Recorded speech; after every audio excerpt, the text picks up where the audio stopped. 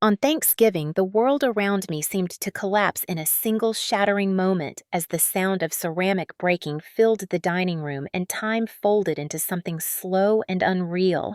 I remember standing near the edge of the table, holding a bowl of rolls and thinking the day might still be saved despite the tension humming under every breath. Then everything shifted. A sudden impact rushed through me, not described by sharpness or pain, but by the overwhelming sense of losing balance inside my own body. My vision blurred as voices rose around me and the floor tilted. I could hear Caroline shouting my name, though her voice flickered in and out like a radio struggling to catch a distant signal. Something in the air smelled faintly burnt. Maybe the turkey left unattended while arguments simmered, but it mixed strangely with the heavy silence that followed the noise. I did not fall immediately. I stood suspended in a moment that felt borrowed, trying to understand why my father was still yelling, even as everything inside me dimmed. He sounded accusatory, as if whatever had just happened was an offense committed against him rather than something that involved me. "Look what you made me do" was the phrase that reached me most clearly, not because it was loud, but because it carried an old familiarity that lodged somewhere deep and unwelcome. The room swayed gently, as though I were on a boat, rather than standing in my childhood home, decorated with strings of paper leaves taped unevenly along the walls. Someone touched my arm, maybe trying to steady me, yet the contact barely registered. The world had gone soft around the edges. I remember thinking I needed to breathe more deeply, but even that felt like a suggestion I could not follow. The next thing I understood was motion. Hands guided me somewhere I could not see. The lights seemed too bright, or maybe my eyes were too slow to keep up with them. My knees buckled briefly, though I do not recall hitting the ground. Voices blurred again. Caroline sounded frantic while my father's tone shifted between anger and something I could not name. I wanted to tell everyone I was fine, even though I knew I was not, when cold air brushed my face. I realized we were outside, and then the wail of approaching sirens cut through whatever fog. I remember a paramedic asking me questions, simple ones, the kind meant to anchor a drifting mind. My answers came slowly wrapped in hesitation, as if each word needed permission before leaving my mouth. The ride in the ambulance felt both fast and dreamlike. I watched ceiling lights flash overhead while someone checked my pulse and another voice reminded me to stay awake. I wanted to ask what had happened, though deep down I already knew. The memory was softened, yet unmistakably present. Something had connected with my head, and the echo of it remained inside me long after At the hospital, the familiarity of the environment offered little comfort. I had walked these halls countless times as a nurse, but moving through them as a patient placed everything at a distance. I felt detached from the rhythm of the place, hearing beeping monitors and hurried footsteps as if they belonged to another world. Someone placed a blanket over me and another adjusted the lights. Questions circled me again, yet I could only answer some of them. When they rolled me toward imaging, I closed my eyes and tried to steady the rising unease that pressed against my ribs. When the doctor entered the room, his expression was measured in a way that immediately unsettled me. He spoke gently, asking how I felt and whether I remembered the events of the evening. I told him fragments careful and uncertain, while he nodded in a manner that suggested he had already seen the scans. He pulled a small stool closer and explained that some findings required attention. His tone was steady, yet serious enough to pull my drifting thoughts back into place. He described a fragment likely from whatever had struck me, though he did not linger on the specifics. Then he paused long enough for my breath to catch. "There was something else," he said, "something older, something that did not match the fresh nature of the evening's incident." His words moved slowly, as though he was choosing each with care. They had found another object, one that appeared to have been there for years, resting near bone in a way that suggested an old injury. I stared at him, trying to assemble sense from uncertainty. I knew the recent moment of chaos, but the idea of something hidden inside me from long ago reached deeper than the confusion. I felt the room grow quieter, even though machines continued their steady patterns around me. The doctor waited, giving me space to understand without rushing my response. Something inside my chest tightened as I tried to recall any moment from childhood that could explain what he described. Nothing clear surfaced, only scattered impressions that dissolved when I reached for them. The uncertainty created a strange heaviness, as if my own history had shifted beneath my feet. The doctor assured me they would run additional tests and that I was safe, yet the word safe echoed in my mind like a. That was the moment when everything aligned into a single realization that pressed through the haze surrounding me. Whatever had been discovered was not simply a medical detail, but a doorway to something in my past I had never fully grasped. I listened carefully as the doctor outlined next steps. Though his voice felt distant, my thoughts circled back to the chaos at the house, the raised voices, the sudden shift from tension to something irreversible. When he finally asked if I had support, I hesitated. The truth was still forming, yet I sensed that this incident had uncovered more. Melissa Carter was 34 years old when that Thanksgiving unraveled, but the truth is that the threads had been fraying for far longer than I ever wanted to admit.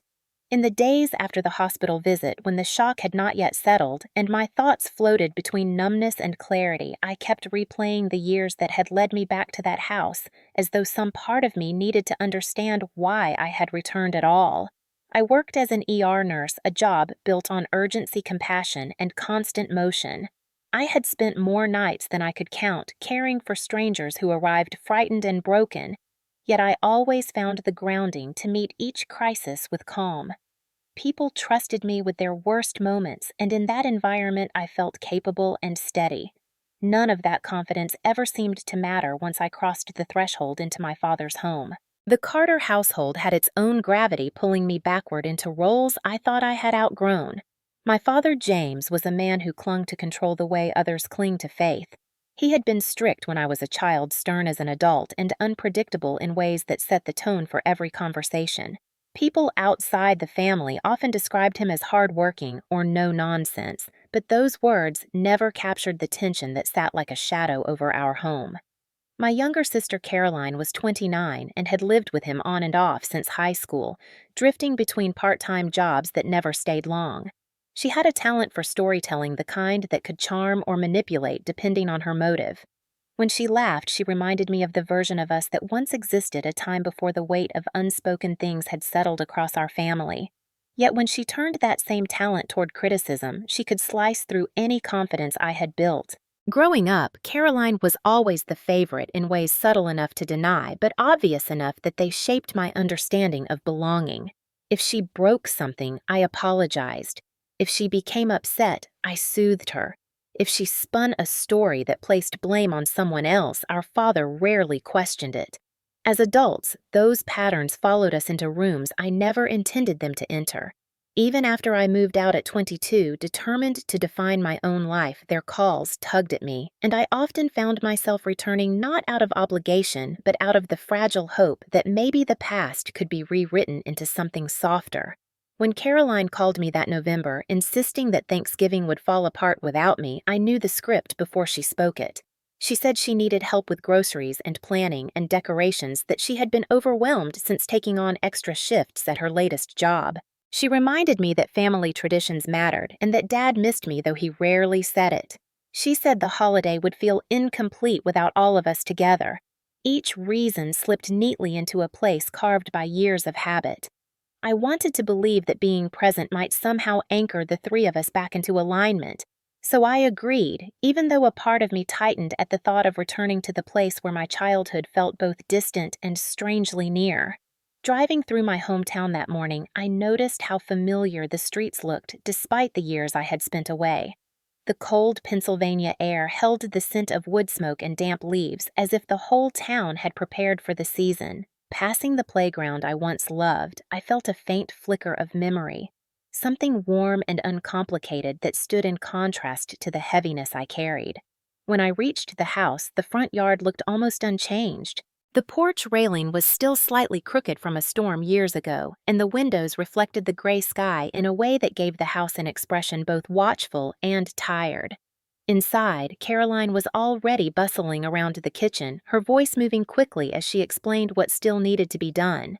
She spoke as if we were partners in some shared mission, and for a moment I let myself imagine that this time would be different.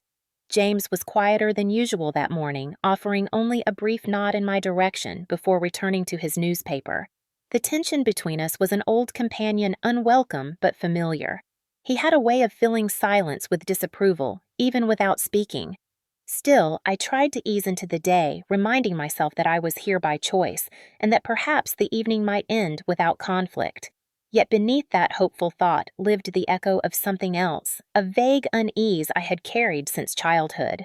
There was a small scar on the side of my head, barely visible beneath my hair, one I had noticed only in passing over the years. Whenever I asked about it, my father dismissed the question, saying I had fallen when I was young. Caroline echoed his explanation, even though she was too little to remember. Something about that story never sat comfortably in my mind, yet I never pushed further. Working in the ER had taught me that people often bury uncomfortable truths under simple explanations. Families especially. Throughout the day, little things stirred that sense of unease. The way Caroline criticized, the way I chopped vegetables, the way James's expression tightened each time I suggested something. The feeling that I was stepping back into a role I had not chosen, but one that expected silence in exchange for acceptance. Still I stayed. Not out of duty, but out of hope, the fragile kind that insists on giving second chances even when history warns otherwise. As the afternoon faded into evening, I found myself wondering why I had always returned. Maybe some part of me still wanted to believe that a family could be mended with enough patience. Maybe I had been trained to think endurance was the same as love. Maybe I simply wanted one holiday when we were not shattered pieces trying to fit into old shapes. Whatever the reason, I told myself that tonight I would hold on to Grace for as long as I could. I did not know then how quickly that hope would slip through my hands, or how the events of that night would cast every memory into a new and unsettling light. Growing up in the Carter house meant learning to read silence the way other children learned to read bedtime stories, because silence carried warnings far louder than raised voices. And long before I understood what fear was supposed to feel like, I understood the weight of waiting for my father's mood to turn. There was never one moment when the shift became obvious. No single event that marked the beginning of the unease, because it settled into our lives slowly, like fog rolling across a field, until you could not remember a time when the air had been clear. My earliest memories are scattered impressions rather than scenes. I can fully recreate the muffled slam of a door, Caroline crying in another room, my mother speaking softly to calm my father, though her words always trembled at the edges. When I was little, I often believed families simply lived like this, that we behaved in careful ways to avoid something unspoken but inevitable. My father never needed to lift his hand for us to feel the tension he carried, because the threat lived in the hard set of his jaw or the way he stared too long at something small, as if searching for a reason to explode. He could be affectionate when others were watching, yet behind closed doors, his approval felt conditional, tied to whether the world around him matched whatever ideal he clung to that day. If a toy was left out or a chore unfinished, his correction came swiftly, not necessarily through physical action, but through a piercing anger that took hours to dissipate. I learned quickly that shrinking into silence and nodding along with whatever he insisted was the easiest path to safety. Caroline adapted differently. She became skilled at redirecting his frustration, slipping into the role of perfect daughter whenever tension rose. She knew when to flatter him and when to offer an explanation that placed blame anywhere but on herself. Even as children, I noticed how her tears seemed to matter more, how her version of events was accepted without question. If something broke, I apologized even if she had been the one holding it.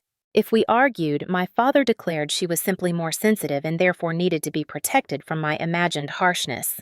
Over time, the pattern hardened into something that felt unavoidable. Whenever my father was upset, I braced myself regardless of whether I had been involved. I remember moments when objects flew past me, not aimed at me yet, powerful enough to make my stomach clench. A toolbox knocked from a counter after he lost patience fixing a loose hinge. A remote skidding across the carpet after a football game went poorly. None of these moments seemed alarming at the time, because each was followed by a justification delivered in the heavy voice of a man convinced the world had wronged him. These episodes shaped the rhythm of our childhood. If Caroline complained, he sided with her. If I raised concerns, he accused me of exaggerating or playing the victim. His favorite phrase, echoing through years of arguments, was, "Stop being dramatic," as though any discomfort I felt existed only because I refused to swallow it. The more he dismissed my voice, the less I trusted my own perceptions, and by the time I reached high school, I had learned to question every reaction before expressing it. The summer I turned 12, I remember a moment that should have stood out more clearly than it does. I had been standing near the kitchen table helping set plates for dinner when the room suddenly tilted. I woke up on the couch with a cold cloth pressed to my forehead and my father telling me sternly that I must have fainted in the heat. I recall Caroline sitting nearby, looking oddly unsettled, yet she said nothing. At the time, I accepted their explanation because challenging it felt dangerous. When I touched the side of my head later, I found a tender bump, but I convinced myself it was nothing. That was the beginning of what I now understand as the fog that settles around childhood trauma, the quiet erosion of certainty that makes it difficult to determine which memories are true and which have been reshaped out of self-preservation. As I grew older, the subtler forms of control became clearer. My father questioned my choices, dismissed my achievements, and framed any independence as betrayal. When I left for nursing school, he told relatives I had abandoned the family, even though he had barely acknowledged my acceptance letter. Caroline, meanwhile, remained close to him and kept me informed of his moods, as though I were still responsible for their stability. Every holiday visit carried the familiar weight of walking on thin ice. If I offered advice about Caroline's finances, he snapped that I thought I was better than them. If I suggested he seek help managing stress, he insisted I was overstepping. I learned to choose my words carefully, but even that was not always enough to stop the sudden shift in atmosphere. There were moments when he gripped my arm just a little too tightly to pull me aside, not enough to leave a mark, yet forceful enough to remind me of an unspoken hierarchy. I never told anyone about those moments, partly because I did not want to believe they meant something and partly because explaining them required confronting how much of my childhood had been shaped by fear. The more distance I gained, the more I tried to convince myself that the past was simply complicated rather than harmful. Yet whenever I returned home, the old instincts resurfaced like reflexes I could not fully unlearn. It was only after Thanksgiving, when the doctor revealed something had been inside my skull long before that night, that I began to question everything through a sharper lens. Before that revelation, I had accepted the past as a series of misunderstandings or normal family conflict because it was easier than admitting that the fear I had carried since childhood had been rooted in something real. In the aftermath, I realized that every silenced objection, every redirected blame, every moment of sudden anger had shaped our family into something fragile and distorted. And that history, the quiet erosion of safety over decades, had prepared the ground for what ultimately happened on Thanksgiving. In the week leading up to Thanksgiving, the tension within our family began its slow, predictable climb, the kind that never erupted all at once, but revealed itself in small comments and carefully disguised resentments that slipped between conversations like cold drafts through an unsealed window. Caroline had called me 3 times in 2 days, each request sounding more frantic than the last, as she insisted that the entire meal depended on me covering the cost of everything from the turkey to the cranberry sauce to the pies she claimed she did not have the energy to make. She framed it as practicality, saying she was overwhelmed with her work schedule. Though the last I had heard, she was only picking up occasional shifts at a local boutique. At first, I tried to remind myself that contributing to the holiday meal was not unreasonable, but the way she said it carried an expectation that felt heavier than the words themselves. When I suggested we split the expenses, she sighed loudly and said she thought I, of all people, would understand how stressful things were for her since I made more money and lived alone without responsibilities. The remark caught me off guard in its sharpness, and I hesitated long enough for her to fill the silence with a guilt-edged statement about how Dad had been counting on a proper Thanksgiving and that it would devastate him if the day fell apart simply because I refused to help. It was the familiar script once again placing me in the role of problem solver, but this time the weight of it pressed harder. Maybe because something inside me was growing tired of being the steady one in a family that demanded more than it gave. When I finally arrived at the house the following morning, the atmosphere carried the brittle tension of a storm waiting to break. The air felt tight, as though the walls themselves had absorbed years of arguments and were bracing for another. My father greeted me with a curt nod, barely glancing up from his recliner. The television was muted, but the remote remained clutched tightly in his hand, as if he needed something to anchor the restless irritation radiating from him. Without looking at me, he remarked that it was about time I showed up and that Caroline had done most of the work already. I wanted to respond, but before I could, Caroline entered the living room announcing exaggeratedly that she had handled everything alone except the expensive items Melissa was supposed to buy. Her tone made it sound as though I had broken some agreement, even though the conversation we had barely justified the pressure she now placed on me. I forced a polite response, but the moment hung heavy between us. Throughout the day, small remarks chipped away at my composure. When I arranged ingredients on the counter, she commented that I chopped vegetables too slowly. When I suggested cooking times, she corrected me abruptly, saying Dad did not like things prepared that way. When I checked in on the turkey roasting in the oven, she accused me of hovering as though I were trying to take credit for her efforts. None of these comments were overtly hostile, yet each one carried a subtle sting, carefully designed to unsettle without appearing malicious. My father contributed in quieter but equally jarring ways. He muttered under his breath whenever I passed by, questioning why I had come at all if I planned on criticizing everything, though I had said nothing. At one point, he mentioned that I owed the family more than I realized because I had built my life away from them while they had stayed here dealing with responsibilities I would never understand. The words struck a nerve because they reflected a belief he had held for years that my independence was a rejection of him rather than an attempt to create a life beyond the constraints of my upbringing. Later that afternoon, as I set plates on the dining table, I noticed a half-empty bottle of whiskey near his chair. He had not touched hard liquor for nearly 5 years after a health scare forced him to reconsider his habits. Seeing the bottle reopened memories I had worked hard to keep buried, especially the nights from my teenage years when his voice carried the unmistakable slur of anger soaked in alcohol. I asked Caroline quietly whether he had been drinking more recently, and she waved a dismissive hand, saying he was simply relaxing for the holiday and that I always found something to worry about.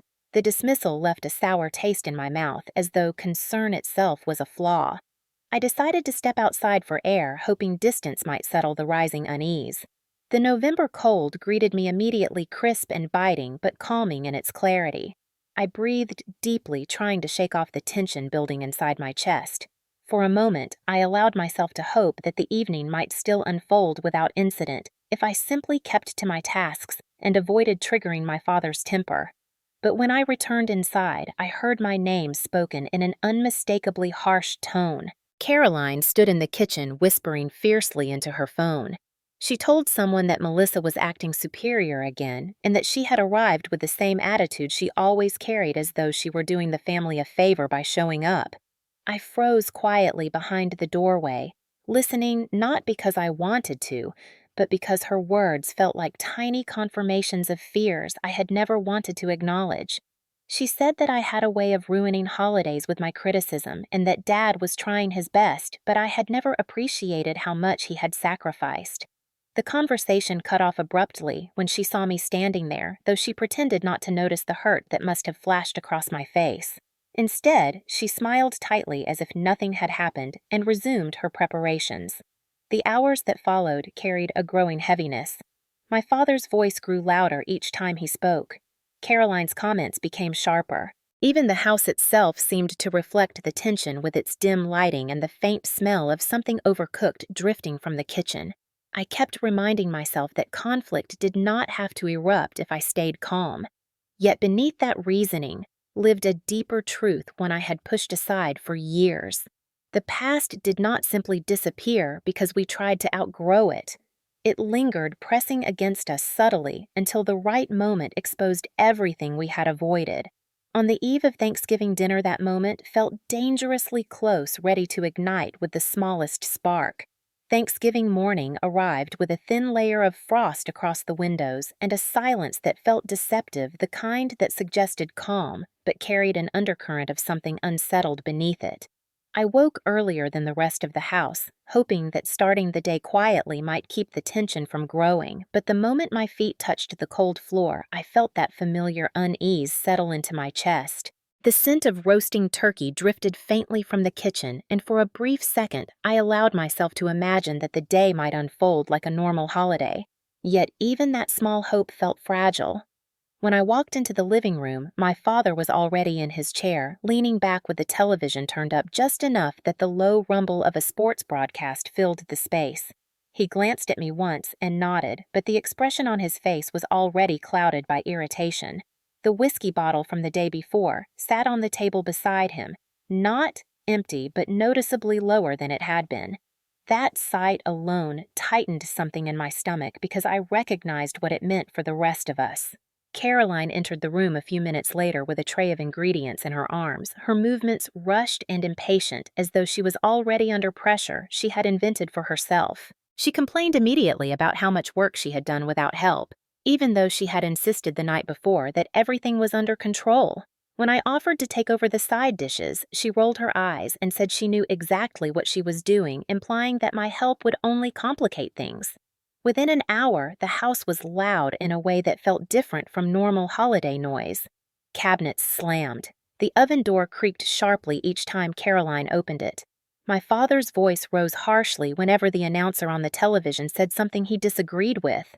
Every sound scratched against my nerves.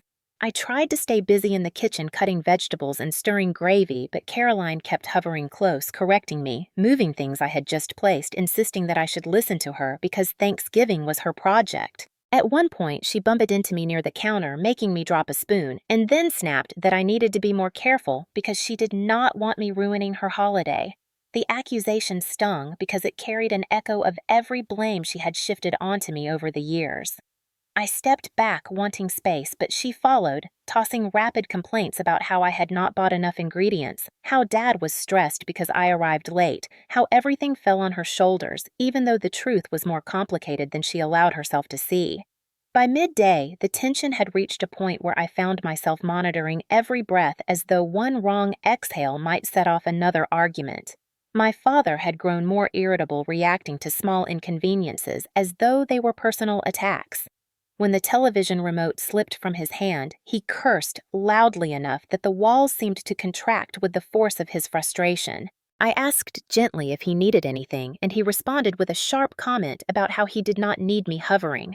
I retreated to the kitchen, feeling the familiar instinct to stay quiet when he was like this, an instinct left over from childhood. The breaking point began with something trivial. Caroline carried a large ceramic tray filled with roasted vegetables to the dining table. As she turned the corner, her elbow brushed the edge of a chair, causing the dish to tilt. Several vegetables slid off, and the tray clattered loudly onto the table, though not enough to cause damage. Before I could even react, she spun around and pointed at me, insisting that I had distracted her. I stood frozen for a second, trying to understand how she had arrived at that conclusion since I had been across the room, but her voice had already risen, and my father had already looked up with that expression that asked what I had done this time. I attempted to explain gently that I had not touched her and had not even been nearby, but she cut me off, accusing me of always undermining her, always making her feel incompetent. The accusation felt absurd and yet painfully familiar. My father stepped in at that moment, siding with her without asking for details, telling me I needed to stop stirring up drama. The injustice of the moment pressed into my chest, making it difficult to breathe. I wanted to walk outside to gather myself, but Caroline moved to the doorway first, as though guarding it. She crossed her arms and told me I was not going anywhere, that she would not let me disappear and ruin the meal again. Her tone carried not only anger, but a strange kind of satisfaction, as though preventing me from leaving gave her proof of control. She thought she deserved. I stepped back, not wanting to escalate anything, but the pressure in the room felt suffocating. It reminded me so sharply of childhood moments when leaving a room had been interpreted as defiance rather than self-preservation. I tried to keep my voice calm as I said I simply needed air, but my father snapped that if I could not handle being part of this family on a holiday, I should not have come at all.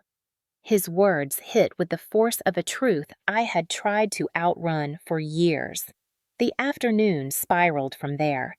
Caroline grew more agitated with every passing minute, commenting loudly about the work she had done alone, even though I had prepared half the dishes. My father drifted between silent brooding and sudden bursts of anger over anything that inconvenienced him. At one point, he yelled at the oven when the temperature fluctuated. At another, he slammed a drawer so hard that utensils rattled out onto the floor. Each incident added another layer to the volatile atmosphere. I focused on small tasks, hoping that keeping my hands busy would keep the peace, yet the air around us felt brittle as if the slightest misstep would cause everything to fracture. When I reached for a serving platter, Caroline rushed forward and grabbed it first, brushing past me with more force than necessary. She muttered something about how I always had to be involved, and the hostility in her voice sent a cold ripple across my skin. It was in that moment that I realized we had crossed an invisible line, one beyond simple family tension. Something darker and older had resurfaced. The house felt too small, too filled with echoes of memories I had never fully unpacked. Even the smell of roasting turkey had turned sharp and metallic in my senses. I glanced toward the front door again, but Caroline's pointed look dared me to try leaving. The walls seemed to close in with each breath. In the background, the television commentators talked excitedly about touchdowns, while in our living room, we stood on the edge of something that no longer felt preventable. The air was thick with the kind of pressure that builds before lightning strikes, and though I could not articulate it yet, I sensed with startling clarity that Thanksgiving had already begun to unravel. The hours leading into Thanksgiving dinner unfolded with a mounting heaviness that felt almost tangible, as if the air inside the house had thickened with everything we had not said over the years, and by late afternoon, every sound seemed sharper than it should have been, every movement charged with a tension I could not ignore. Caroline moved through the kitchen with a frantic energy that felt rehearsed, slamming drawers and muttering to herself as though she were carrying the burden of an entire household rather than simply preparing a holiday meal. Each time I offered to help, she brushed me off with a tone that hovered between irritation and accusation, and even the smallest interaction left me feeling as though I had done something wrong. My father remained in his chair for most of the day, yet his presence carried a gravity that dictated the mood of every person in the room. He shifted between long stretches of brooding silence and sudden bursts of commentary delivered with an edge sharp enough to make me flinch even when the words were not directed at me. The bottle on the end table was almost empty now, and the way he leaned back in the chair told me exactly how far he had gone. His eyes were unfocused but intense, the kind of gaze that had made me shrink as a child and still had the power to unsettle me decades later. When the oven timer beeped, he muttered something about how nothing was ever ready on time, and Caroline rushed to reassure him with an eagerness that carried more fear than affection. I watched them with the mix of sadness and unease, recognizing the pattern that had shaped our lives, and realizing in a painful instant how little of it had changed. As the final dishes came together, Caroline's agitation reached a level that crackled in the air. She complained that the gravy was too thin, that the rolls were not warmed evenly, that I had chopped the herbs too coarsely. None of these things mattered in any real way, but to her they became evidence of my supposed sabotage, and she repeated these claims loudly enough that I knew she wanted my father to hear. When he finally set his remote down, the motion was abrupt, as though something inside him had snapped. He turned toward us with an expression that hollowed my stomach, his voice slicing through the kitchen as he demanded to know why we could not manage a simple family meal without ruining everything. Caroline seized the moment, turning tearful almost instantly, saying she was trying her best, but I had been difficult all day and that she felt unappreciated. I stared at her stunned by how smoothly she shifted her emotions as though flipping a switch, and for a moment I could not find my voice. When I finally spoke, it was quiet, measured an attempt to diffuse the growing volatility, but the tremor in my tone betrayed the truth that I was not as calm as I wanted to believe.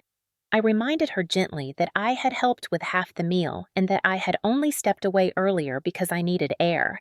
She scoffed loudly, accusing me of twisting the story again, of always needing to be the hero at the expense of everyone else. Before I could respond, my father abruptly rose from his chair, and the motion was forceful enough that the television remote slid from the armrest onto the floor. His expression had hardened into something that felt both familiar and deeply alarming.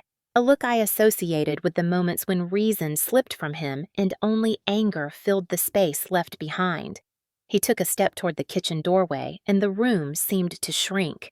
He asked why I always had to start things, why holidays only turned tense when I was around, why I insisted on stirring conflict when Caroline was trying to make everything perfect. His accusations came so quickly and with such conviction that for a moment I questioned whether I had done something to trigger them. I attempted again to explain, but he cut me off, raising his voice and accusing me of being ungrateful and dramatic. Something inside me broke free, then a quiet, weary truth that had been forming throughout the day. I told him I did not want to argue, that I just wanted to leave before things escalated further. The moment the words left my mouth, the atmosphere shifted. Caroline stepped in front of the doorway, blocking my exit with an expression I had never seen on her face before. It was not anger exactly, but a twisted blend of triumph and desperation, as though preventing me from leaving gave her control she had long craved. She said I always ran away when things got uncomfortable, and that I would not do it this time, that she would not let me ruin another Thanksgiving by making everything about myself. Her voice trembled at the edges, but her stance was firm, and for a heartbeat I felt the house pressing against me from all sides. I looked past her toward the front door, imagining the cold November air waiting beyond it, and I felt a sudden wave of panic rise in my throat. My father moved closer now, standing just behind her, his posture rigid and unyielding. The smell of whiskey clung faintly to him, and his gaze fixed on me with an intensity that made my pulse quicken. He told me to sit down, that we were going to finish this meal as a family, and that my attitude had gone on long enough. His voice dropped to a low, commanding tone that echoed eerily through my memory, because I had heard that same tone in childhood moments I had spent years trying to forget.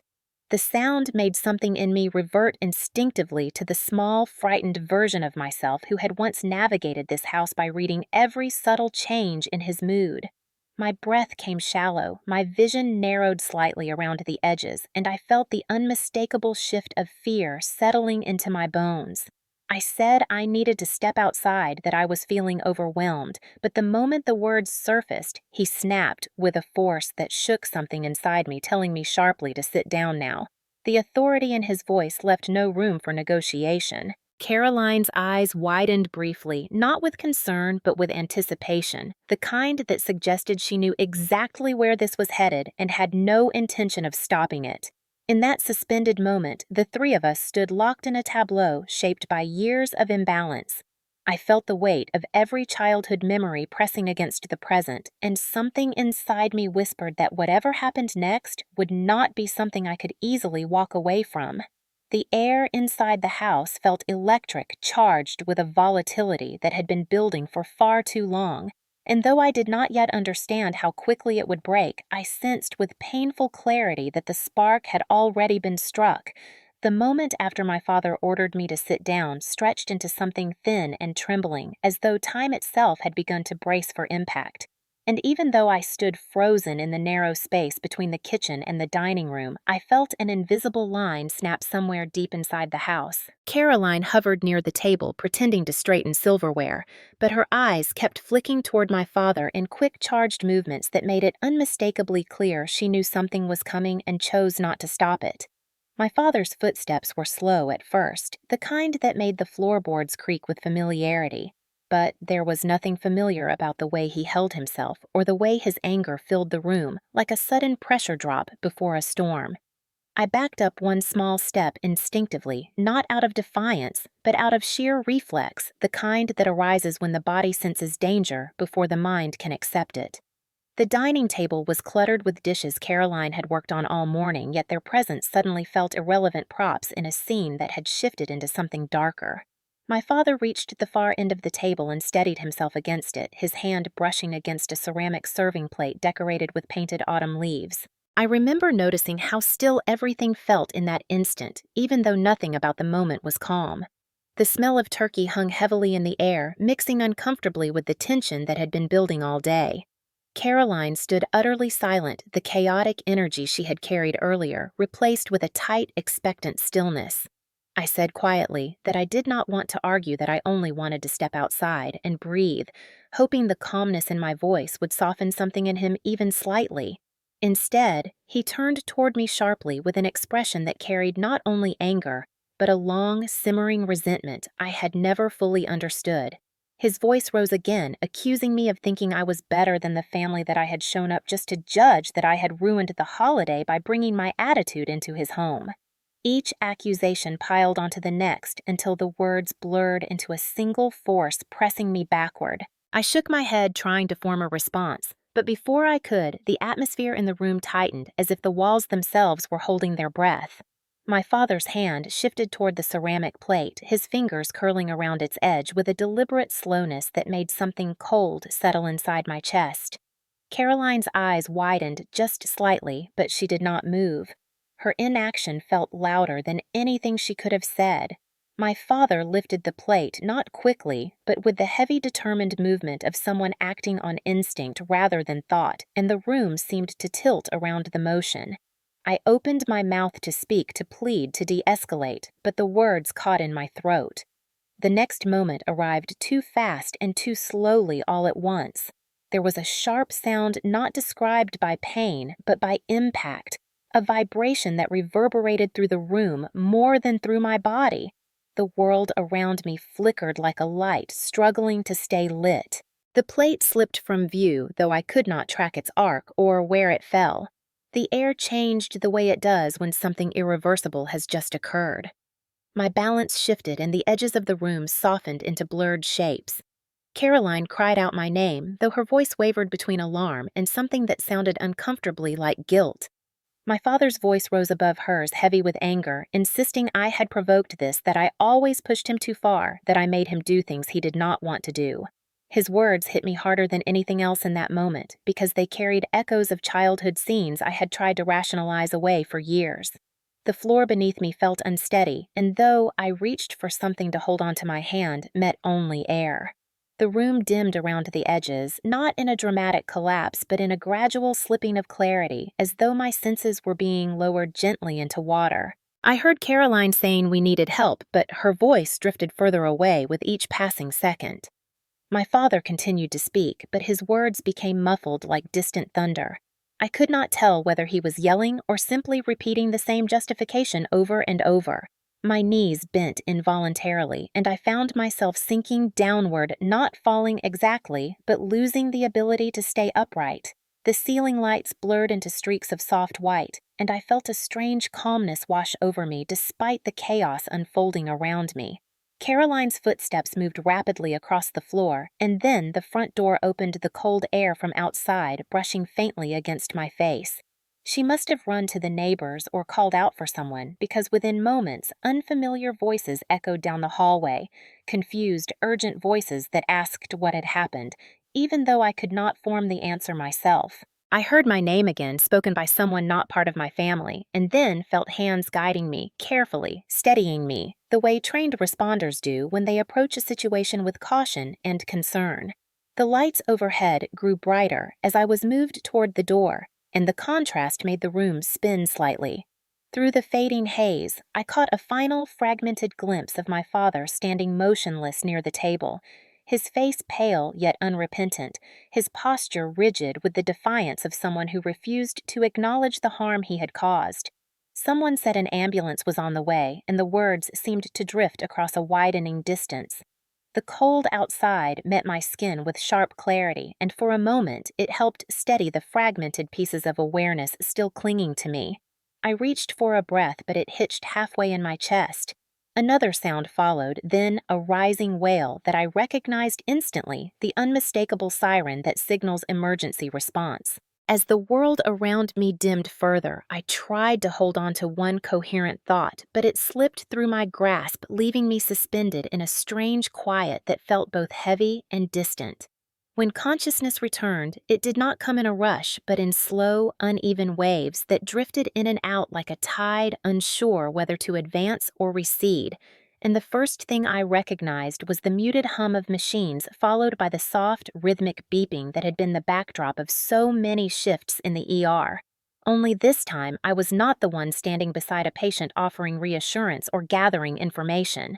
I was the one lying on a hospital bed beneath the harsh fluorescent lights that made everything feel both too bright and too distant. My mind tried to assemble the sequence of events that had brought me here, but each memory surfaced only partially blurring around the edges before fading again. I opened my eyes fully and saw the curtain partially drawn around my bed, the familiar pale blue fabric swaying slightly whenever someone passed on the other side. The scent of antiseptic settled into my awareness, grounding me in the reality that I was not dreaming. My head felt heavy, not with sharp pain, but with a muted pressure that made clarity difficult. My body felt oddly disconnected, as if I were observing from just outside myself. The soft murmur of voices hovered nearby. I heard a nurse say my name, gently asking if I could hear her. I tried to respond, but my voice caught emerging as only a faint whisper. She smiled reassuringly, telling me I was safe and that the doctor would be in soon. I nodded slightly, though even that small motion made the room shift for a second. As I lay still, the events from the house flickered again, not as solid images, but as sensations, the tense air. Caroline's frantic movement, my father's rising anger, the sudden impact that had splintered the day into before and after. I inhaled carefully, grounding myself in the steady rhythm of the monitors beside me. After a few minutes, the curtain moved and Dr. Hopkins stepped inside. He was someone I knew by reputation, a calm, steady presence in the ER, someone who approached situations with quiet seriousness. Seeing his expression made something inside me tighten because he did not look simply concerned. He looked cautious in the way physicians do when their words must be chosen carefully. He greeted me softly, asking how I felt. I told him the room still wavered slightly and that my thoughts were coming together slowly. He nodded, taking a seat on the stool beside my bed, his posture deliberate as though giving me the respect of time before he spoke. He explained first that they had done imaging to assess the injury and reassured me that I was stable.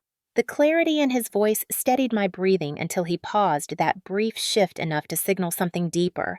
He continued by saying they found evidence of an object that likely came from whatever had struck me earlier that day.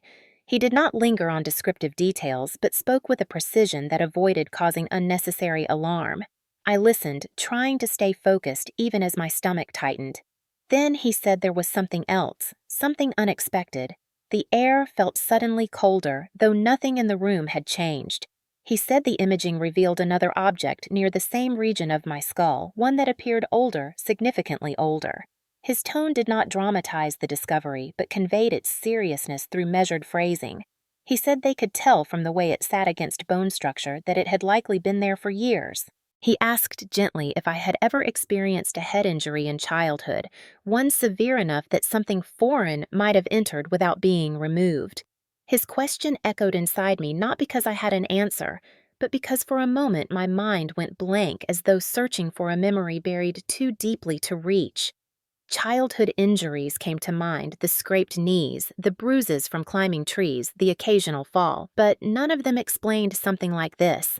The more I tried to remember, the more the edges of my recollections blurred.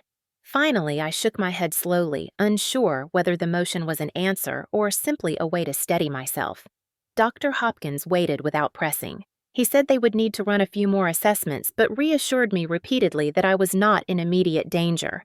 Still, the words sat strangely in my mind because the idea of something hidden inside me for years carried its own quiet weight. As he spoke, my thoughts drifted unbidden to the faint scar on my head, the one I had always accepted without question. It had never seemed important, only a small detail from childhood, overshadowed by bigger memories. Yet now it resurfaced, carrying a new and unsettling significance. The doctor continued explaining that the object was small but distinct and that its placement suggested an impact rather than an accidental embedding. I tried to absorb his words, yet they felt like puzzle pieces from a picture I had never seen. For years, I had lived with the vague sense that my childhood held shadows I could not quite define, and now something physical, something real had emerged from that fog, as if offering proof I never asked for. My breathing grew uneven, and Dr. Hopkins paused again, asking if I needed water or if I felt lightheaded. I told him I was fine, though my voice did not sound convincing even to my own ears. After a moment, he gently asked whether there had ever been incidents at home, moments I perhaps dismissed or could not fully recall. The question pressed against a part of me I had kept closed for decades. I felt a sudden flutter of confusion, shame, fear, and something else I could not yet name.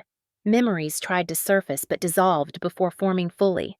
I remembered my father insisting I had fallen once when I was young.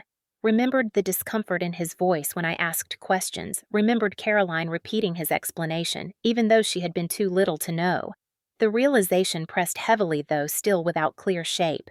Dr. Hopkins assured me again that we would take this step by step, that nothing needed to be solved immediately. He said sometimes trauma distorts memory, and sometimes the body remembers what the mind cannot. The phrasing lingered with me as he stood and said he would return after reviewing the imaging with a specialist. When he left the room, silence settled in around me, divided only by the steady beeping of the monitor. I stared at the ceiling, trying to contain the rising storm inside me. The object found that day was concerning, but the older one, the one whose origin hid somewhere in my childhood, carried a deeper weight.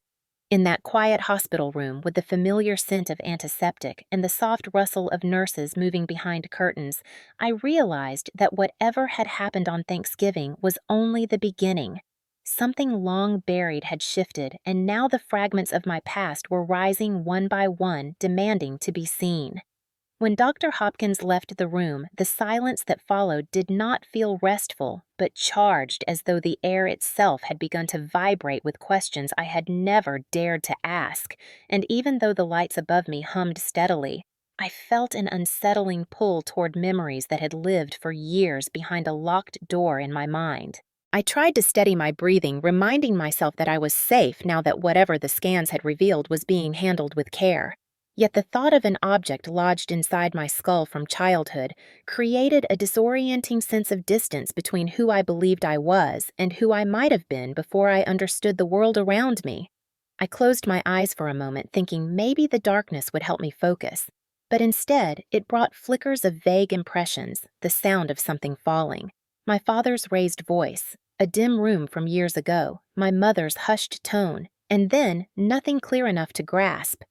When the curtain rustled again, I opened my eyes expecting the doctor to return, but instead, my Aunt Linda stepped inside her expression, etched with the kind of concern that comes from a place deeper than simple worry. She stood quietly for a moment, as though searching for the right words before approaching the side of my bed. I had not seen her in months, though I had always felt closer to her than to most of my relatives. There had been something steady about her presence when I was young, a gentle awareness she carried that made me feel seen, even when no one else noticed the tension in our home. Now as she looked at me, I sensed she already knew more than I did. She asked softly how I felt, and I told her I was still trying to understand everything. The attempt at calm in my voice did not fool her. She pulled up the chair beside the bed and sat with the kind of slowness that suggested she was preparing herself for something difficult. She folded her hands in her lap and stared at them for a moment before speaking. She said the hospital had contacted her because she was listed as an emergency contact, something I had forgotten I had done years ago after recognizing she was one of the only people in the family I trusted. She said when she heard what had happened, she came immediately. The relief in her voice contrasted sharply with the tension around her eyes, as though she was relieved I was conscious but distressed by what might come next. When she finally met my gaze, she asked gently whether the doctors had told me about the scan results. I nodded, though the full meaning of them had not yet settled into place. She hesitated again, then inhaled deeply, the kind of breath people take before stepping into cold water. She said there was something I needed to know, something she had suspected for years but never had proof of. My heart tightened. She explained that when I was 6, there had been an incident, a moment in our house that had never been spoken of outside the family. She said she had not been there when it happened, but my mother had called her afterward in a state of quiet panic, describing how I had been hurt, how there had been tension between my parents, how my father had insisted it was nothing more than a childhood fall. My pulse quickened, though I tried to stay still. Linda said that she remembered visiting the house a few days later and noticing the way I flinched when someone raised their voice, how I avoided the kitchen table, how the left side of my head had been tender when she hugged me. She said she had asked my parents about it and they insisted I had simply slipped near the counter. She asked if I remembered any of it. I wanted to say yes, wanted to confirm some detail that would make the moment real, but my memories from that age were disjointed fragments that dissolved whenever I tried to hold on to them. I shook my head slowly. Her expression softened into something that looked like sorrow mixed with long-held frustration. She continued speaking carefully as though each word might reopen old wounds. She said she had always believed something more had happened, something that had been covered up not out of malice, she hoped, but out of fear, denial, or misplaced loyalty. She had never confronted my parents directly because by the time she realized the severity of the situation, my mother had withdrawn emotionally, and my father had become defensive any time the subject surfaced. She said she regretted not pushing harder, but at the time, she had been told repeatedly that I was fine, and she had been afraid of causing additional harm by stirring conflict she could not resolve. Hearing this ignited a strange sensation inside me. Not anger exactly, but a slow dawning of recognition as though a long unsolved equation in my life had finally gained missing variables. Memories shifted slightly, aligning with her words. The faint scar, the unexplained tenderness as a child, the way my father grew tense whenever I asked about it, the way Caroline had repeated his explanation even though she was too young to remember. The realization that something in my childhood had been hidden intentionally made the air feel heavier. I inhaled carefully, trying not to let the rising emotion overwhelm me. Linda reached for my hand lightly, not gripping, just offering the presence of comfort. She said that the doctors had shown her the scan with my permission listed, and that the older object, the one embedded near bone, had shocked her, even though she had felt for years that something about my childhood injury had not been fully explained. Her voice lowered slightly as she admitted she believed my father's temper had played a role in whatever happened that day long ago.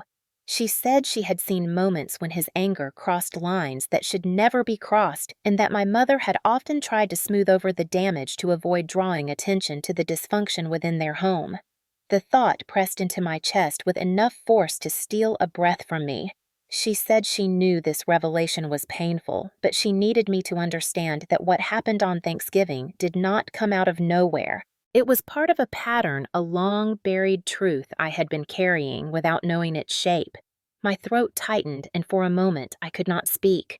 I felt a strange mixture of grief and clarity, a sharp awareness that the fear I had carried for so many years had roots deeper than I ever recognized.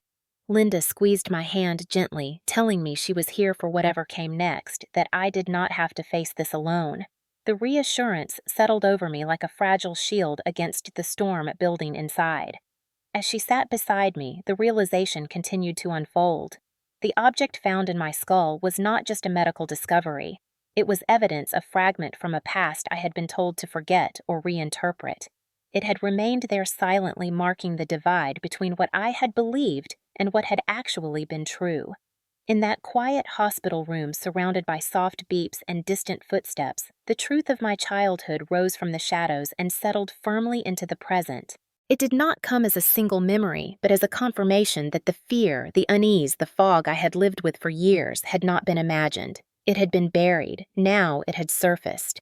When the truth settled in the hospital room between Aunt Linda and me, it did not arrive with clarity or relief, but with a kind of quiet devastation, the realization that the story I had been told about my childhood had been rewritten for me long before I was old enough to understand what truth even meant. But the consequences of that truth did not stay contained within the four walls of my hospital bay. They began to ripple outward the moment the hospital filed its mandatory report, a step required by Pennsylvania law whenever there is any indication of domestic violence or a past injury involving a minor that might have been concealed. Even though I was an adult now, the discovery of an old embedded object alongside the incident on Thanksgiving raised enough concern that the case could not be ignored. Detectives arrived the next morning, moving quietly through the ER, speaking to nurses, requesting charts, conferring with Dr. Hopkins, all while maintaining the calm professionalism I had seen countless times during my own shifts. But experiencing it from the patient's perspective made everything feel sharper, more intrusive, as though my life were being lifted piece by piece into the light for examination. When they stepped into my room, their voices were gentle but deliberate. They asked me to recount the events of Thanksgiving as best as I could. I spoke carefully, choosing words that conveyed reality without spiraling into the emotional undertow waiting beneath each memory. They asked about the plate, though they phrased the question neutrally, and asked whether the impact had been intentional. The pause before I answered felt impossibly long, even though only a few seconds passed. I told them the truth as much as I could, without crossing into assumptions. I said my father had been angry that he had been drinking, that Caroline had prevented me from leaving, and that the moment before the impact had been filled with words sharp enough to leave marks of their own. They exchanged glances, subtle but unmistakable, the kind that indicated the pieces forming in their minds aligned with concerns they already had. When they asked about childhood injuries, something in my chest tightened. I told them what I remembered, which was only fragments, but then relayed what Linda had told me. The detectives wrote everything down with careful precision. One assured me none of this was my fault, and though the words were meant to comfort, they cracked something inside me, a splintering recognition that I had spent decades absorbing blame that had never belonged to me. After they left, Linda remained by my bedside, her posture both protective and resigned. She knew what came next because she had seen it before in other branches of our extended family. Serious accusations in small towns did not confine themselves to those directly involved. They spread quickly, weaving themselves into conversations, text threads, whispered judgments at church gatherings. And this family, the Carter family, had always operated by a long-standing motto, keep problems inside the house. But now the problems were outside. They were documented. They were part of an official investigation. The ripple began almost immediately. Caroline called my phone repeatedly, though I did not answer. When she realized I would not pick up, she called Linda instead, demanding to know why she was at the hospital, why detectives were involved, why I was making a spectacle out of something she insisted had been blown out of proportion. Her voice had the frantic pitch of someone losing control of the narrative. She claimed I had exaggerated everything. She insisted my father did not mean it. She said she had only blocked the doorway because she did not want me to storm out like I always did. Linda listened without responding, her silence more powerful than any argument. Later that afternoon, the first wave of messages arrived from cousins, aunts, distant relatives, each carrying their own mixture of tone. Some were concerned, asking whether I was all right and trying to piece together the fragments they had heard. Others sounded defensive before even knowing the details, as though speaking against the family was a betrayal. A few asked outright what my father had done, but most danced around the truth using phrases like misunderstanding or family disagreement. That was how this family had always described conflict. Harmless words meant to disguise harm. But it was Linda who shifted the tide. Not through dramatics, not through confrontation, but through something far more powerful: facts. She reached out quietly to the relatives she trusted most, sharing only the essentials: that I had been injured, that the hospital had found something from childhood that suggested a much older incident, that detectives were involved because the situation was serious enough to require it.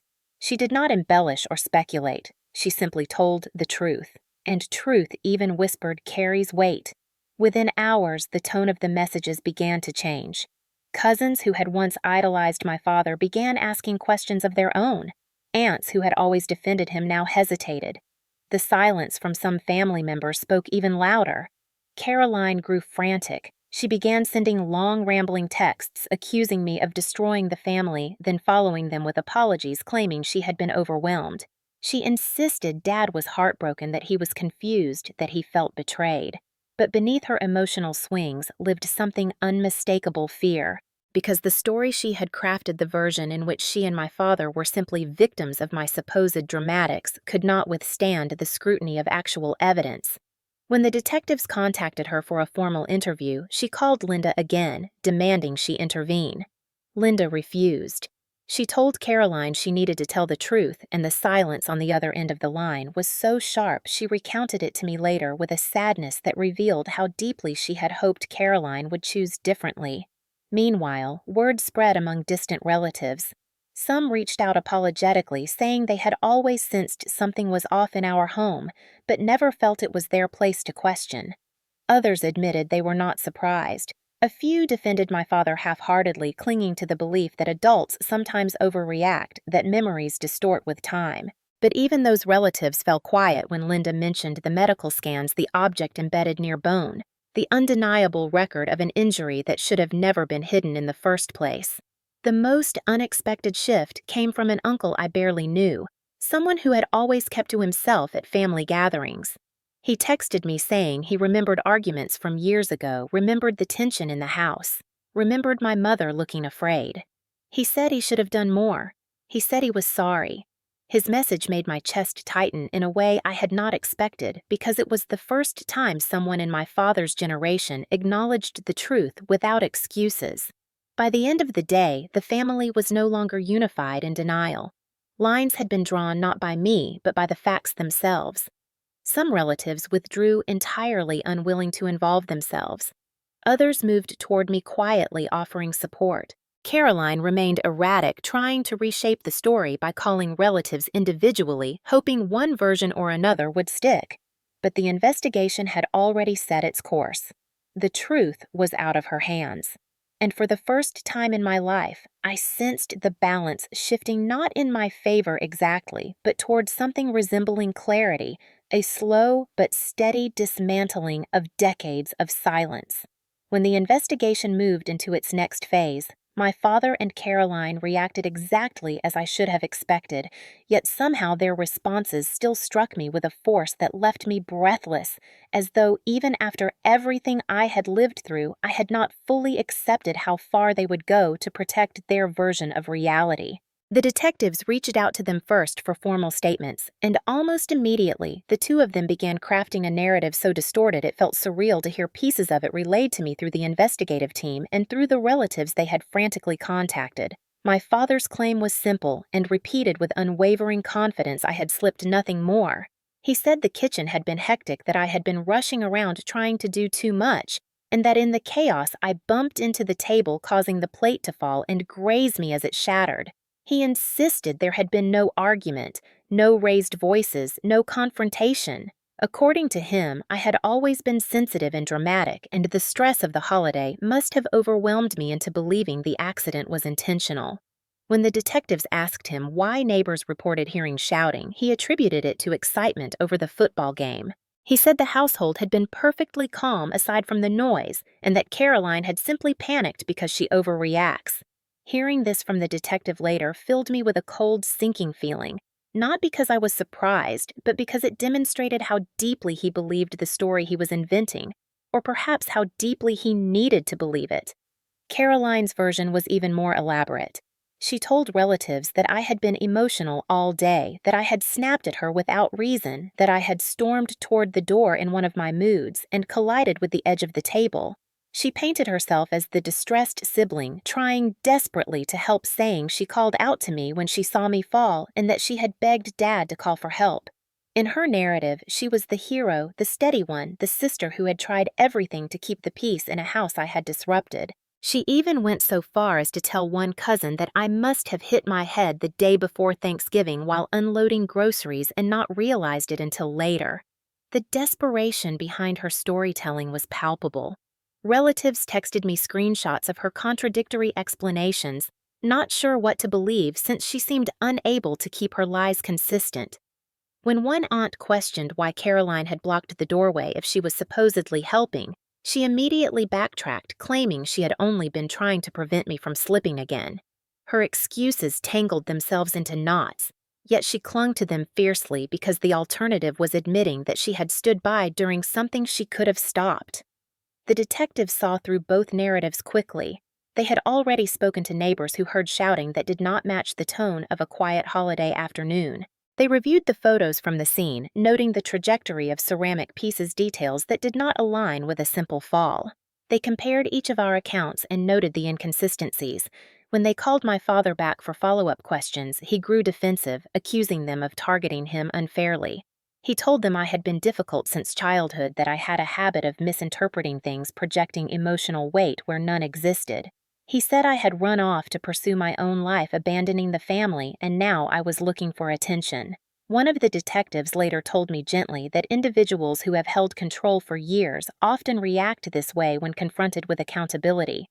But even knowing that did little to soften the emotional sting of hearing my own father dismiss my reality with such ease. Caroline, meanwhile, attempted to salvage her image through a series of frantic calls to relatives who had begun distancing themselves from her. She claimed I had manipulated Aunt Linda, that Linda had always favored me. She said the doctors were exaggerating, that hospitals often made mistakes, that scans could be misread. When confronted by one cousin who asked why the older object had been found, she shifted the blame to me again, suggesting I must have had some other accident and probably forgot. The more they pushed, the weaker her explanations became. At one point, she messaged me directly claiming she never meant for things to escalate, and that if I had just been calmer, none of this would have happened. The message ended with a plea and a threat intertwined. She begged me to retract my statement, then warned that the family would never forgive me if Dad suffered legal consequences because of my exaggeration. I stared at the message for a long moment, feeling a mixture of sadness and clarity. It was the same tactic she had used throughout our lives, layering guilt and fear into a single breath, hoping one or the other would trap me. This time, it did not work. When she realized I was not responding, she returned to frantic mode, telling relatives that detectives were twisting her words and that I had turned everyone against her. But the relatives she contacted were no longer receptive. Too much had surfaced too quickly for them to ignore. Linda had already shared the factual parts of the case with them, the scan results, the investigation, the doctor's concerns. Facts had a way of steadying the truth, even in a family accustomed to denying it. My father made one final attempt to regain control. He tried calling me from an unknown number and left a voicemail spoken in a tone calculated to sound wounded. He said he loved me even though I had hurt him deeply. He said families should resolve things privately, that involving outsiders was a betrayal. He said real daughters stood by their fathers and did not invent stories that could ruin a man's life. Hearing the message not only tightened my throat, but sharpened my resolve, because for the first time I recognized clearly the strategy he had used all my life. Rewrite the story shift, the blame appeal to obligation, and count on silence. He did not know that silence had already been broken by something stronger than fear. Evidence. Memory rising. Truth finally refusing to stay buried. The detectives told me that the next phase of the investigation would involve comparing all statements against the physical evidence and examining the older injury. They assured me that contradictions were expected, but that the consistency of my account, combined with the medical findings, created a foundation difficult to dismiss. Meanwhile, Caroline and my father continued their attempts to reshape the narrative, but their voices no longer carried the authority they once had. Relatives who once defended them now paused before speaking. Others avoided them entirely. And though I did not take pleasure in their unraveling, I felt a quiet shift inside me, a recognition that the grip they once had over me had begun to weaken, not because I fought harder, but because the truth finally had something to stand on. When the detectives told me they wanted a final round of questioning involving all parties, I felt something shift inside me. Not fear exactly, but a quiet, trembling anticipation. The sense that a moment I had been unconsciously moving toward my entire life was finally waiting on the other side of a door I could no longer avoid. They explained that my father had agreed to come in for additional clarification, though his cooperation was strained at best, and that I would have the option, not the obligation, to speak with him under supervised conditions. For a long moment, I said nothing. Then, almost before I understood why, I agreed. Not because I wanted confrontation, but because something inside me needed to hear him say the words he had spent a lifetime avoiding. The interview room was colder than the rest of the station and held the faint, sterile smell of old paperwork and recycled air. I had seen rooms like this countless times as a nurse when officers escorted patients for statements, but sitting in one made the space feel different. Smaller, tighter, charged with an undercurrent of something heavy. A detective sat beside me, not intruding, simply present a steady anchor in a space where the ground felt unstable. When the door opened, my father stepped inside slowly. For the first time in my life, he did not seem larger than the room. He seemed diminished, though not weakened. A kind of rigid defiance held him upright, the kind that came from years of believing he controlled every narrative he touched. He did not look at me at first. Instead, he scanned the room, assessing, calculating, searching for angles he could claim as his own. His jaw tightened when his eyes finally met mine, and in that moment, I recognized something startling. This was not the face of a man grappling with guilt or grief. This was the face of someone preparing to win an argument, even now. The detective introduced the structure of the conversation, outlining boundaries and reminding both of us that this was voluntary. My father nodded impatiently, then leaned back, crossing his arms with the kind of posture that announced he was here under protest. Before anyone could prompt him, he spoke. He said the situation had gone too far. He said he could not believe I would take things to this level. He said families handled things privately and that dragging everything into an official investigation was an act of betrayal. His voice grew sharper with each statement, his frustration blooming into the same familiar tone that had defined my childhood. For a moment, something inside me recoiled instinctively, the old reflex urging me to shrink and de-escalate. But another part of me, newer, steadier, held the line. I told him quietly that the situation was no longer about family disagreements, that there were facts, evidence, medical findings that could not be ignored. His lips pressed together in a thin line. He scoffed. He said doctors exaggerate. He said scans mislead. He said I had always been prone to overreaction. The detective intervened calmly, reminding him that this conversation was meant to clarify, not dismiss. My father's gaze hardened at the interruption, and for just a second, I watched a flicker of something cross his face. Not remorse, not fear, but recognition that he was no longer the authority in the room. When he turned back to me, his expression sharpened. He said I had made him do things he regretted. The sentence hit me with a quiet force. Not because of the words themselves, but because they mirrored something I had heard all my life. You made me do it.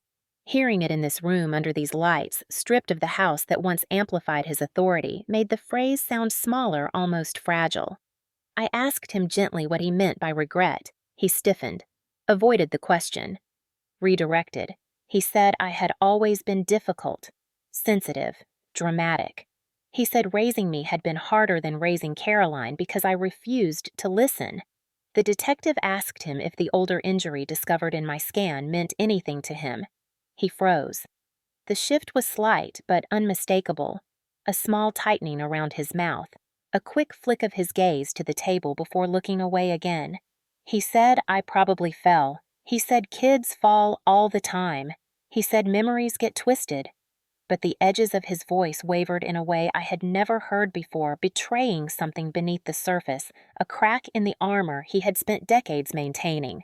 For the first time, he looked older to me, not physically, but in the hollow way people look when the truth begins to catch up to them. I asked him directly if he ever hurt me when I was a child. Silence stretched across the room like a held breath. His jaw tightened. His eyes darted to the detective, then back to me. He said he did not remember, which was not an answer. He said I was making accusations that would destroy the family, which was not an answer. He said I was rewriting history, which was not an answer. Something inside me steadied in that moment, not with anger, but with a clear, quiet resolve. I told him I was not rewriting anything. I was finally seeing it. I told him I had spent years believing I was overly sensitive, overly dramatic, overly emotional because he conditioned me to believe that. I told him I had grown up thinking fear was normal because he taught me it was. His nostrils flared. He sat forward as though preparing to unleash another tirade. But the detective intervened again, reminding him firmly that this was not a debate. He sat back deflated and furious. And then something happened that surprised even me. For the first time in decades of navigating his temper, I no longer felt afraid. I felt something else entirely distant. The kind that comes when you finally recognize the truth of someone you once idolized. I said quietly that he no longer had the power to define my story, that whatever he chose to admit or deny was his burden, not mine, that I finally understood I had spent my entire life trying to earn a version of love he was never capable of giving. His face twisted into something unrecognizable. For a heartbeat, I thought he might lash out, not physically but verbally in the way he had always known how to do. But instead, his mouth opened, then closed again, unable to form words. Not because he felt remorse, but because he realized he no longer knew how to control me. The detective ended the session soon after sensing the turning point. As I stood to leave, my father called my name, not sharply, but quietly, almost bewildered. When I turned back, he said only one thing: "You think you know everything." His tone was still stubborn, but it carried something else too, a trembling at the edges, the beginning of a truth he could no longer outrun, even if he would never admit it out loud. I walked out without responding, and for the first time in my life, the weight of his voice did not follow me. The days following the final round of questioning unfolded with a strange combination of slowness and inevitability, as though the truth once spoken aloud and placed into official records had begun moving on its own with a momentum none of us could interrupt. The detectives kept me informed in calm, measured updates, their tone careful but unmistakably confident, the kind of confidence that comes when facts line up with testimony and contradictions collapse under scrutiny. They explained that the district attorney's office had reviewed the case, considered the physical evidence, the medical reports, the statements from neighbors, and the inconsistencies in both my father's and Caroline's accounts. What had once been framed by them as a misunderstanding or exaggerated emotion now existed clearly on paper as a sequence of choices, actions, and consequences. The first charge to be formally filed was assault not of the mild kind my father likely assumed he could talk his way out of, but a more serious classification supported by physical harm and by the context of escalating conflict. When the officers informed him, he reportedly reacted with disbelief, insisting loudly that the system was overreaching, that families fought, that accidents happened. But the investigation had uncovered enough evidence to challenge every excuse. The shattered plate's pattern of impact, the statements from neighbors who heard shouting inconsistent with a calm holiday gathering, the lack of physical signs on me that would support a fall, the earlier medical findings indicating an unresolved childhood injury. All of it built a foundation my father could not manipulate. Caroline was next. Though she had not caused the injury, her involvement had crossed into obstruction. Her shifting stories, her attempt to influence relatives, her denial of blocking the doorway, and her initial refusal to cooperate raised enough concern that she faced her own charge, one categorized under interference with a criminal investigation. When she learned this, she broke down, according to a detective, not with remorse, but with panic. She asked repeatedly why she was being dragged into something she hadn't done and why I couldn't just take it back. But there was nothing to take back. The investigation no longer hinged on my word alone. It had taken on its own shape. When extended family learned of the charges, the shift in their behavior grew even more pronounced. The relatives who had once spoken cautiously now expressed quiet outrage, some privately, some more openly. A few reached out to me with messages that began with, "I am so sorry," followed by memories they suddenly admitted moments they had witnessed my father losing his temper when I was young, or the unease they had sensed in our home, or how I always seemed careful around him in ways a child should never have to be. Hearing these admissions stirred something bittersweet inside me, validation mixed with grief, relief tangled with regret for the years I had spent believing I was the problem. Meanwhile, Caroline isolated herself further. Her social media went silent. Her calls to relatives went unanswered. When she attempted one last time to call me directly, leaving a voicemail filled with frantic apologetics blended with accusations, I listened only long enough to understand that she still believed the issue was not what had happened, but that I had told the truth about it. My father, on the other hand, retreated into a cold, guarded silence, according to those who had encountered him. He offered no apology, no acknowledgement of harm, only complaints about injustice and a stubborn insistence that the world had grown too sensitive. But beneath that was a reality he could not deny. The legal system was not a family gathering where he could raise his voice and expect others to bend. When the summons arrived for the preliminary hearing, the weight of it settled into my chest with a sobering clarity. This was no longer about emotional reckoning. This was about law responsibility and the long overdue consequences of choices he had believed would never catch up to him. The courtroom itself was quieter than I expected on the day of the hearing, its neutral beige walls and polished wooden benches, so familiar and yet entirely foreign. Linda sat beside me, offering a steady presence. Across the room, Caroline sat rigid in her chair, eyes red, her fingers clenched together. She did not look at me. When my father entered, he walked with a stiff gait as though he carried a heaviness he refused to acknowledge. His face remained stony, but something in his posture suggested he knew finally that this was not a situation he could talk his way out of. The judge reviewed the case summary aloud, the details delivered in a formal tone that gave them a weight far different from the emotionally charged version I had lived. Hearing the events recited that way, stripped of denial, stripped of manipulation, filled me with a strange, fragile stillness, not triumph, not satisfaction. Just truth being named plainly for the first time. The prosecutor argued that the evidence supported the charges, clearly the assault, the intent suggested by the escalation, the obstruction by Caroline. My father's attorney tried to push back, claiming the event had been an accident, but each time he attempted to undermine the facts, the prosecutor countered with documentation testimony or medical analysis. It became increasingly clear which version of events held up under scrutiny. After reviewing all statements, the judge ruled that the case would move forward to trial, but before adjourning, he addressed my father directly. He said there was a concerning pattern in the evidence, one that suggested a history of anger and intimidation within the home. He said that regardless of excuses, an adult is responsible for their actions, especially when those actions cause harm. My father's jaw tightened, his mouth forming a thin line of contained fury. But he said nothing. After the hearing, the district attorney's office offered a plea agreement, one that would avoid trial if my father accepted responsibility. He refused. It was exactly the response I expected. For him, admitting guilt would mean acknowledging a truth he had spent his entire life denying. Caroline, faced with lesser charges but still terrified, accepted her agreement quickly. She would pay a fine, participate in counseling, and remain under supervised conditions for a period of time. It was not harsh, but it carried a symbolic weight. It acknowledged her role.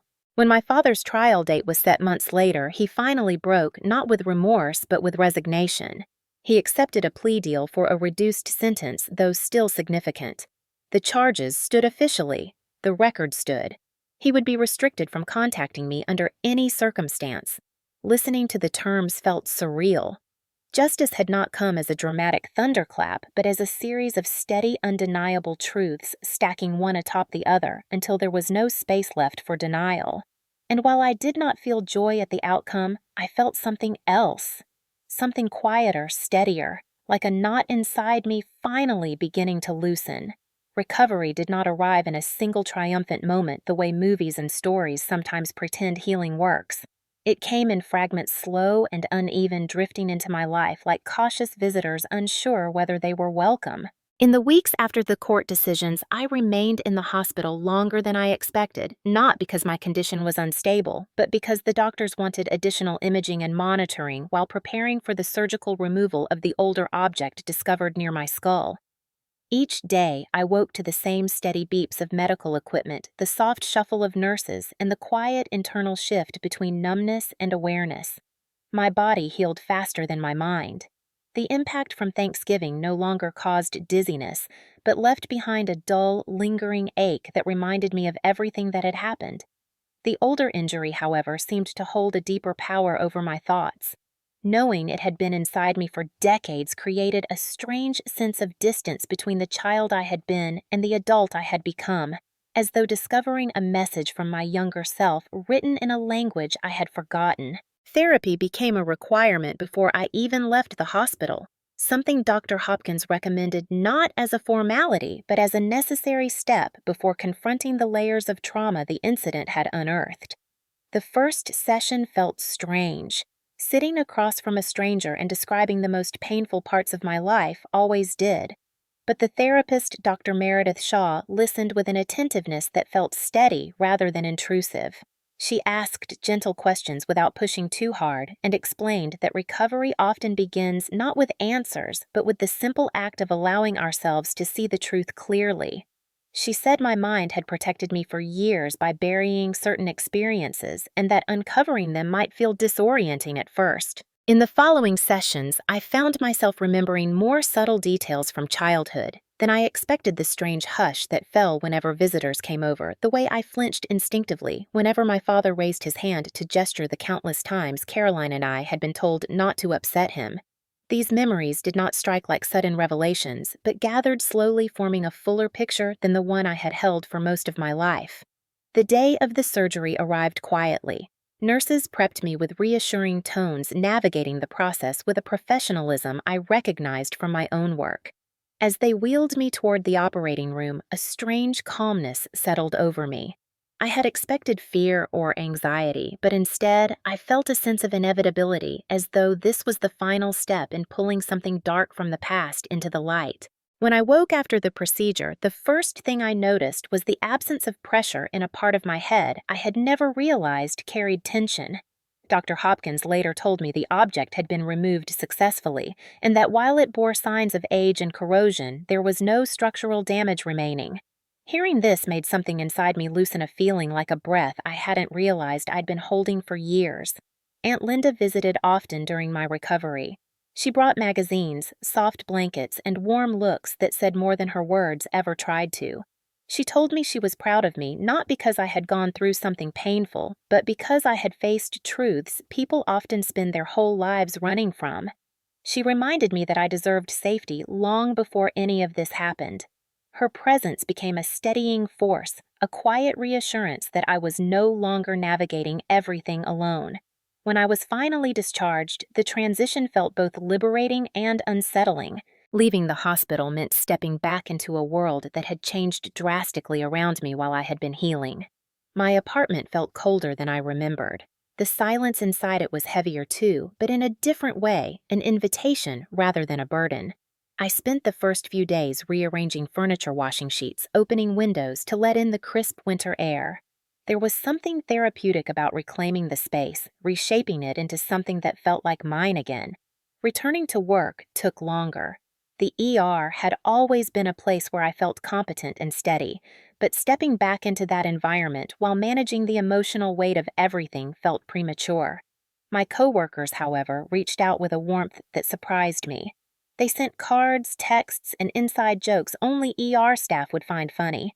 When they visited me at home, they brought flowers and food and asked nothing of me except honesty. Their care reminded me that family could be chosen and that I had already begun finding one in the unlikeliest place, the break rooms and hallways of a hospital where I had spent years giving more than I received at home. Therapy remained a constant part of my recovery. Dr. Shaw helped me process not only the events leading up to Thanksgiving, but the entire foundation of my childhood. She helped me explore the difference between memories and narratives, between what I had experienced and what I had been told to believe.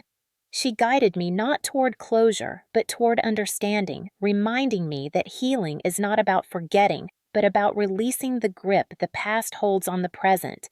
Slowly, I began feeling more anchored in myself. I started cooking meals again, small ones at first. I took walks through the park near my apartment, letting the crunch of winter leaves under my shoes serve as a reminder that life could feel steady. I practiced saying simple truths aloud, things like it was not my fault or I deserved better, though sometimes the words trembled on their way out. By mid-December, the world outside had shifted into holiday mode. Lights lined the streets, wreaths hung on doors, and children bundled in colorful scarves ran through the cold air with excitement. Watching them stirred something warm inside me, a sense of gentleness I had not felt in years. One afternoon, as snow began falling softly outside, I sat by my window reflecting on everything that had happened, and for the first time since Thanksgiving, I felt a quiet sense of belonging inside my own body, a return to myself that was subtle but unmistakable. Recovery was not a single moment of triumph. It was 1,000 small steps of reclaiming the parts of me that had been silenced, forgotten, or reshaped by fear. And as those parts began returning carefully and slowly, I realized healing was not the end of the story. It was the beginning of the life I had always deserved. Snow fell in slow, drifting patterns on Christmas morning, as though the sky itself had decided to turn gentle again after months of chaos and noise. and I stepped outside, wrapped in a scarf Aunt Linda had knitted for me years ago, feeling the unfamiliar but welcome sensation of quiet settling into my bones. I walked along the narrow path behind my apartment building, the world softened by fresh snowfall, and for the first time since Thanksgiving, I felt grounded rather than weighed down. Each breath I took felt steady, not rushed or panicked, and even though the cold air stung my cheeks, it carried a kind of clarity I had not experienced in years.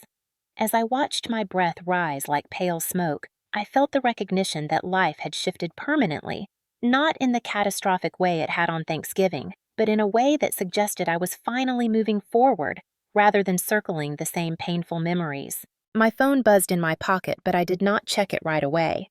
I knew the pattern by now. Every few days, some distant relative reached out with a neatly worded message expressing sympathy, outrage, or relief. Some apologized for not seeing the truth sooner. Others offered support in ways that felt genuine for the first time. These messages no longer startled me. Instead, they served as small reminders that people were capable of learning and that my story had not been silenced or dismissed the way so many of my childhood experiences had been. When I finally pulled out my phone, I saw an email from Caroline, a rare occurrence given the court order limiting contact, and though my chest tightened slightly, I opened it. The message was short. She said she was in mandatory counseling and that for the first time she was beginning to understand how deeply our upbringing had twisted her sense of normal. She wrote that she was sorry not just for Thanksgiving, but for all the moments she had chosen to align herself with control rather than compassion. She ended by saying she did not expect forgiveness, but hoped someday she would become someone who deserved a chance to rebuild her life in a healthier way. I did not feel anger while reading it, only a strange, quiet acceptance. Her apology did not erase anything, but it did mark a shift I once believed impossible, and acknowledging that felt like taking another step toward becoming whole. A second notification appeared from the county legal office, confirming that my father's sentencing hearing had concluded. The charges had been processed, the restrictions finalized, and there would be no further need for my testimony. I stood still for a long moment, absorbing that fact. Not because the news surprised me, but because it symbolized an ending that had once felt unreachable. My father had spent years shaping himself into someone who believed control was equivalent to authority, and that fear was the same as respect. Seeing that belief dismantled in a court of law felt like witnessing a door close with a soft but irrevocable click. I slipped my phone back into my pocket and continued walking toward the small park at the edge of the neighborhood. Children were building lopsided snowmen and chasing each other with mittened hands, their laughter carrying through the cold air like the opposite of everything I had grown up with.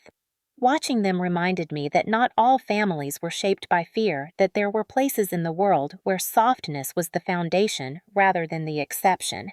I found a bench dusted with snow and sat down, letting my thoughts drift. It occurred to me that for most of my life, I had mistaken endurance for strength. I believed surviving meant staying, absorbing, adapting. Now I understood that strength sometimes takes the form of walking away, even when your entire history tells you to stay silent. As I watched the sky brighten slightly behind a veil of winter clouds, I felt a shift inside me, subtle and certain, like a lock turning smoothly in a door that had rusted shut for years. My thoughts drifted to the younger version of myself, the child who learned to stay quiet, the teenager who flinched at raised voices, the adult who carried invisible weight without understanding its source. I wished I could reach back and tell her she had always deserved gentleness. I wished I could tell her she would one day step out of the cycle that had shaped her. As I rose from the bench to continue my walk, a soft wind swept across the park, scattering small curls of snow around me. The world felt spacious, like something had finally widened inside my chest. I thought about the plate on Thanksgiving and the years of fear behind it. And then I thought about the doctor's words, the hidden object, the past that had been silently carried inside me. For so long, I had believed those moments defined me. Now I understood they were only pieces of a story I was no longer trapped inside. Walking back toward my apartment, I felt a sense of calm that was not fragile but steady, as though I had finally learned to inhabit my own life with both awareness and choice. And as I reached the steps leading to my door, I said the words aloud, not for anyone else, but for myself. The plate did not break me. It revealed what was already broken and what I finally had the strength to walk away from. Thank you for staying with me through this entire journey, and before you leave, I want to speak to you directly, heart to heart, because if this story resonated with you even a little, then you already know how powerful it is when someone finally chooses themselves after years of being told they should stay silent. If you felt anger on Melissa's behalf, or saw pieces of your own family in the shadows of hers, or simply needed the reminder that healing is possible at any age, then I invite you to take a moment and become part of this community by subscribing, leaving a comment, or sharing this video with someone who might need it today. You would be surprised how many people in their 50s, 60s, and 70s watch these stories quietly, never saying a word because they think they are the only ones who went through something similar, and your comment might be the one that makes them feel less alone. Tell me where you are watching, from what state or city, or even what time it is for you right now. This channel has viewers from every corner of the United States and beyond, and reading your comments is one of the most meaningful parts of creating these stories. It turns a lonely experience into a conversation, and a conversation into a community. And if this story made you pause or breathe a little deeper or rethink something from your own past, I hope you will share that too, because your voice matters. It might help someone else put words to something they have carried for decades. Maybe you grew up in a home where holidays felt tense instead of joyful, or you had a sibling who always seemed to be shielded from the consequences of their actions, or perhaps you simply learned to keep the peace even when it cost you pieces of yourself. Whatever your experience is, this channel is a place where your voice is welcome. These stories are fictional, but the emotions behind them are real for so many people, and every time you comment or subscribe, it tells YouTube to show these videos to more viewers who might need to hear them. And if you are someone who has already walked the long road of healing, I encourage you to leave a small message of hope below, something that reminds others that healing is not just possible, but deeply worth it no matter how late in life it begins. If you want more stories like this filled with twists, emotional depth, justice, and the kind of clarity that comes after years of silence, make sure to hit the like button so the algorithm knows you want more. And if you never want to miss a new story, subscribe and turn on notifications. I post regularly, and every story is crafted to honor the strength of people who have survived more than they ever should have had to. You can even share this video with someone who might need it today, because you never know whose life you might touch with a single click. And finally, before you scroll away, let me ask you this. If you could say one sentence to your younger self, one truth you wish someone had told you when you needed it most, what would it be? Leave it in the comments. Someone out there is waiting to hear your words. If you made it this far, thank you for your time, your presence, and your support. I appreciate you more than you know, and I hope to see you in the next story.